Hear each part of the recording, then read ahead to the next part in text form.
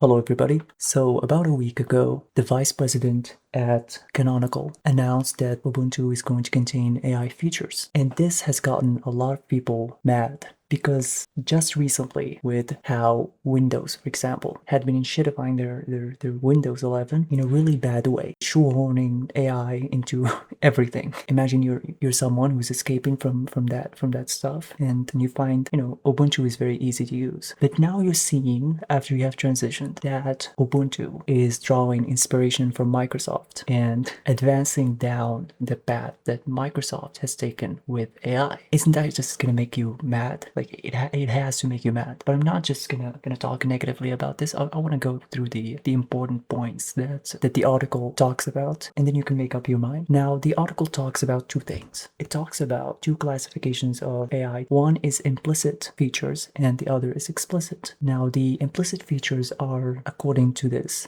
things like accessibility, like speech to text, and the text to speech, which is interesting. It's a good thing. People with disabilities to have an easier time interacting with these technologies, and the more of this representation, the better. The second thing is the explicit AI features. Now, these are more like agentic workflows and things like that. Things like integrating your AI into your text editor, which is something that Windows did, which has backfired. So I think, in my opinion, that if they ship these features with an on-off switch, it would be a good thing. If they force these things into the operating system, it's going to alienate a lot of people. It's going to create a confusion because Linux is supposed to be the thing that just works on your hardware, that doesn't just bloat it with AI features and bloat software and stuff like that.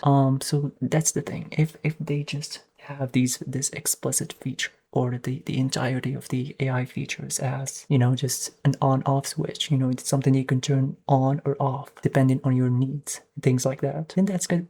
That's a good thing. Otherwise, it's a bad thing. Now, I want to talk about the accessibility features because the article talks about it as if it is the only thing that implicit AI features are going to be. But here it says, it's the most exciting one exciting example. So there are other examples that it doesn't mention, and I'm curious. Basically, I'm curious to know what those other examples are going to be. Now, I just see this as a bit dishonest because it seems like they have chosen the lowest hanging fruit here.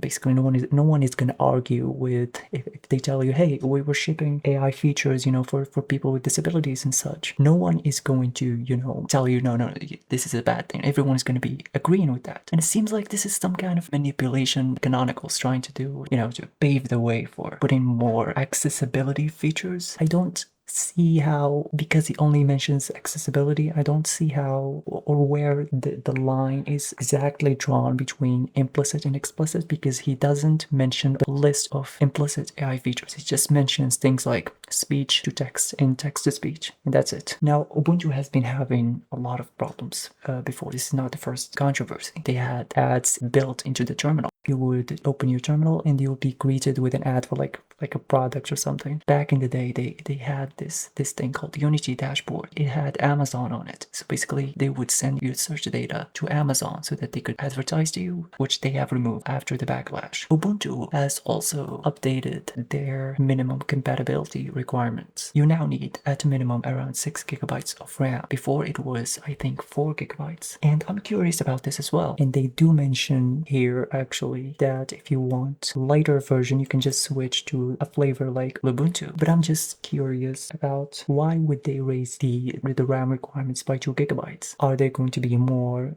background tasks? Are they related to AI? And just stuff like that. But I don't think that this specific thing about requirements and minimum requirements are going to be that much of a big deal. Most people, I think, probably can run Ubuntu regardless. It's not a new thing that Ubuntu would run slowly on some machines. Recently, I read this article that talks about the CEO of Canonical, rejecting going for an IPO. He says the company is not yet ready to go public. And I don't know, this is just a theory, but I think that maybe they want to include more AI features before going public. Maybe that's the reason, the actual reason. other than things like accessibility and such. So I think in my opinion that they will not just go ahead and go down the path of intuitification, because unlike Microsoft, Ubuntu does not have the advantage that Microsoft has, which is Windows is basically the default operating system that people use. It's like Google. So Ubuntu, if people didn't like the operating system, they can just switch to another distribution that doesn't force, AI features and stuff like that. It wouldn't make sense for them to enshittify the platform. I think they're gonna be careful.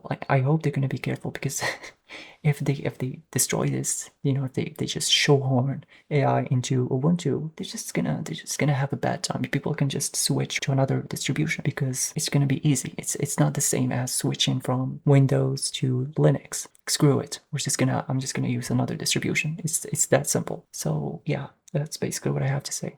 Thank you.